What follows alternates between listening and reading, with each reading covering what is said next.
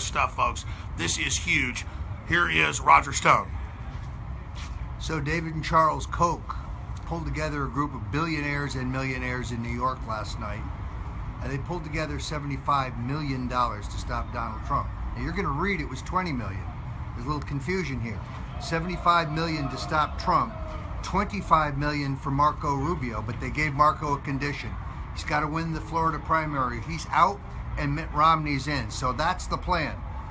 First they will ramp up an enormous negative campaign on TV against Trump. They're going to hit this phony Trump University issue. They claim to have personal dirt on Trump. I doubt that. They are going to try to delve into his business affairs. But if Rubio fails to grab the Florida primary, then Rubio's out, Mitt Romney's in. The plan is for Romney to file for the New Jersey, New York, and California primaries in an all-out ditch effort to stop Donald Trump. You heard it here on Infowars.com. Now tonight, before we go any further though, you laid out so much stuff in the 2-hour dinner we had, getting into Rubio, getting into CRUZ, and so much of it was on record, some of it was off record. A lot of that I can confirm separate from my sources, but the deals that are being made, the offers that are being made, the wives that are calling wives, people want to know, millions of them want to know. So you were like, yeah, I'll talk about this, I'll talk about that. I know you're on my show for 2.5 hours today. I know you're tired, I'm tired, but please, folks who are watching, give them the same data dump I got. Well, here's what we know. Mrs. Marco Rubio called Ted CRUZ's wife, desperately begging her to get CRUZ out of the race and aid Marco Rubio. The answer was no.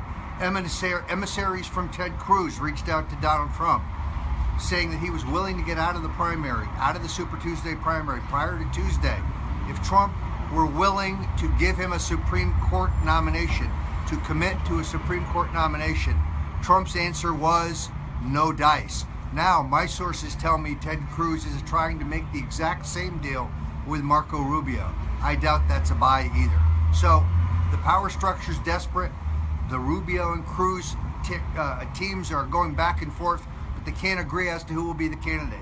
I still believe Mitt Romney, totally dressed up, already made up, waiting in the wings, ready to step in as the last best hope of the Stop Trump movement. And frankly, I think Trump will bulldoze him as well. Roger Stone, have we ever seen the establishment in your 40 years of politics this lined up against somebody? If this isn't an endorsement of Trump's, like you said on CNN before they banned you, thank you, Pope. Thank you, Chinese government. Thank you, Vicente Fox. Thank you, Democrat and Republican leadership. Why are they so scared of Trump? You laid a lot of other tidbits out. That's why I asked you to do this, because I don't want to get what's secret, what's not secret wrong. What's the data dump? Because this is going to be big news tomorrow at Infowars.com. In all honesty, what I think is going on here is the reason the power structure is so upset. With Ronald Reagan, at a certain point, when he ran the table on the primaries, they decided that they would let him become president but try to co-opt him. First, they tried to force Gerald Ford on him as a running mate. Then they ultimately forced George Bush on him as a running mate. It's not surprising that there was an attempt on Reagan's life in the very first year of his presidency. Now, however, I think the power structure understands Donald Trump is a man who can't be bullied, can't be bought, can't be influenced. He's a nationalist. He believes in American sovereignty. He will send people to jail, starting with Hillary Clinton. By the way, Chelsea has signed all those fraudulent filings for the Clinton Foundation. That means she's legally liable. She's headed to the big house as well. Donald Trump will clean house. The big boys on Wall Street, the big boys in Washington, the lobbyist consultant class, they're wetting their pants. Donald Trump is prepared to clean up America, and I think he's going to challenge Roger Stone, consummate Trump insider. Why are the elites so scared of Donald Trump? We've never seen world leaders come out against somebody running for president. Why are they so scared? It's very simple. You have a president who put America first. You have a president who isn't susceptible to the lobbyists, the special interests, the billionaires. I've known Donald Trump 40 years. This man believes deeply in the American dream. He is a guy who cannot be bullied. And they understand there's no way to co-opt him. He's much smarter than that.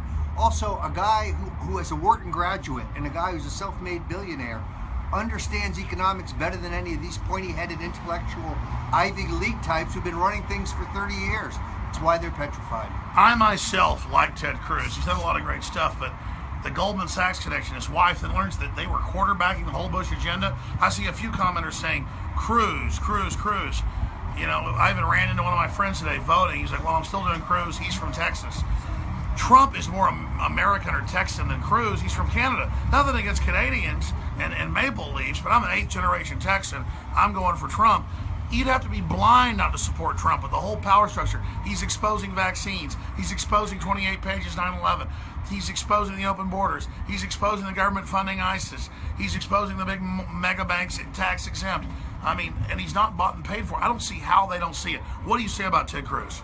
Look, this is very simple. Ted Cruz's wife, Heidi, was a deputy to Condoleezza Rice, the deputy national security advisor when the Bushes lied us into war. Then she went over to the U.S. Trade Representative's office and served as the deputy U.S. Trade Representative for China policy.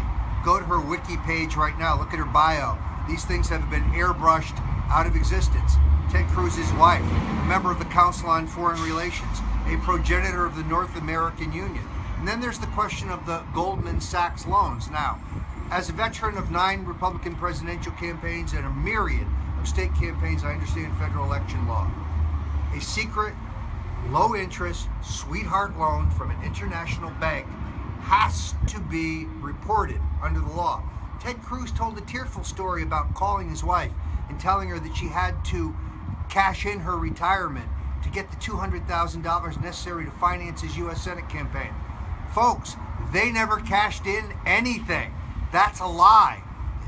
That combined with the collection of dirty tricks. First, they jackpot Ben Carson. I think Ben Carson's a patriot. I think he's a good man. So what do the CRUZ people do? They plant the story on CNN that Ben's getting out. Then they have a prearranged list of email addresses and phone numbers for known Carson supporters in Iowa, and they jam them in the 2 hours before the polls open, or I should say before the caucuses begin, telling these people, these Carson supporters, your candidate's getting out. Switch to Ted CRUZ. One of the most egregious and sophomoric dirty tricks I have ever seen. Then mailings, telling voters in Iowa that they're keeping track, that you're going to be held responsible if you don't turn out and vote. Doctoring pictures of Marco Rubio shaking hands with Barack Obama. Robocalls, telling voters in South Carolina, Donald Trump supports the gay and lesbian agenda. Donald Trump is pro-abortion. Donald Trump is the Antichrist. These are the most sophomoric, ridiculous, dirty tricks I've ever seen. That's why I call him Tricky Ted. All right, in closing, to have the huevos to expose 9/11 truth, to expose vaccines, to expose the private Federal Reserve. You've known Donald for over 40 years. You're his major confidant, good friend. That's on record. Former head of his campaign, who got out of it on record so you could just say whatever you really thought. Why is Donald Trump doing this? And when we see the New York Times top writer calling for his murder, what does that really say about who Donald Trump represents and why the power structure is so scared? Donald Trump has the greatest life in the world. He's got a palatial home in New York. He's got a phenomenal home in Palm Beach. He's built the greatest golf courses in the world. He's got his own jet, which in all honesty is much nicer than Air Force One, and I've been on Air Force One. Donald Trump's doing this because he doesn't want to see the United States of America go down the drain. He's tired of stupid decisions by blind leaders that sacrifice American sovereignty, and he sees the overall game plan of the globalists. Donald Trump's running for one reason and one reason only. He loves this country. He's tired of seeing us lose. He wants to put us back on a winning track. To him, I think this is about revitalizing our economy, bringing back jobs, rebuilding our military, restoring our strength, our economic strength, but also our military strength, and having a foreign policy that puts America first. I think he's running out of patriotism. Others say, oh, it's ego, he's just trying to burnish the brand. Nonsense, he's got the greatest life in the world. And I think he understands. He's putting his life in danger. When the top writer at the New York Times is calling publicly for his assassination, when a political consultant goes on CNN and calls for somebody to put a bullet in Trump, and then on another occasion accuses Ann Coulter, a good friend of mine, of having anal sex with Donald Trump. You notice he isn't barred at CNN. Only I'm barred at CNN, which is great because they're throwing me out of a club that I was never admitted to begin with. I think I've been on CNN twice in the last 18 months. So, you know what? I'm sticking with the Fox News Network and Infowars.com. Roger Stone, thank you so much for the time. I know you've done a lot of interviews today. You're speaking at Brave New Books in Austin, Texas on Waterloo, 7 to 9 tomorrow. We're going to cover it live. We'll have excerpts on the Sunday show 4 to 6 p.m. as well. Richard Reeves will be down there interviewing you. But I knew when the establishment attacked Trump, and he had the will to cover the real issues, he was the guy to go for. But now I'm so proud that 6 months ago I began endorsing him, because they are having heart attacks over what he's doing. When he brought out 9/11 Truth to watch the Bushes fold, your book, The Bush Crime Family, exposing that, is just amazing. All the things that we've seen over and over again, the attack on language, the political correctness, in your gut, and being in 9 administrations, being inside 4 of them, covering all this, in your gut, what's his biggest hurdle in closing? Is it the nomination, them trying to steal it, or is it the general election? Because it's in the San Francisco Chronicle, the LA Times, the New York Times, they admit, top political analysts say Trump is going to win. 97 to 99%. They're nonpartisan. They do the algorithms. He's in. I'm really worried about what they may try. That closing point and what people can do to try to stop it. The Republican National Committee, the Republican National Convention, nobody understands these rules like the Bush family and the Bush machine. They're going to pull out all the stops. They're going to rewrite these rules to allow a candidate like a Mitt Romney, some white knight for the establishment, to have his name put in nomination, despite the fact that he perhaps has won no delegates, no caucuses, and no primaries. They're going to monkey with the rules to try to do away with the binding, so that delegates that were honestly won by Donald Trump, they've already started. At the Iowa State Convention, they've already stolen delegates that Donald Trump won fair and square in those caucuses. So look for a rumble at the Republican National Convention. I am trying to assemble some of the best parliamentarians, some of the best convention political operatives in the country to come out of retirement, people who worked for Ronald Reagan, people who care about this country, to go to Cleveland and prepare for the onslaught. What's that website? What's that website for folks that want to learn more? Those who'd like to know more should go to stopthesteal.org. Stop the Steal, because that's exactly what they have in mind. If they can't beat Donald Trump at the ballot box, if they can't beat him in the caucuses, and they can, they're going to try to steal this. Now, they're giving Marco Rubio until the Florida primary. If he can't win the Florida primary, they're going to yank him. He'll be out of the race, and Mitt Romney is poised to step in.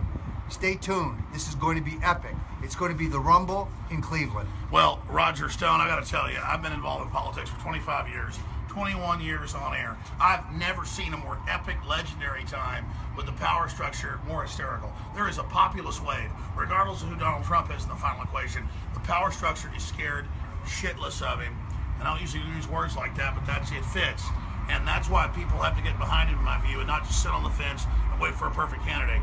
Okay, we can't trust Rubio, we can't trust Cruz. We know they're scared of Trump, and he wants to deliver the populist message of make this country great again, cut our taxes, restore the republic. He's a nationalist, they're globalist, and I'm not going to sit on the sideline and just act like I'm perfect so I can sit there and say I'm perfect. I'm all behind Trump.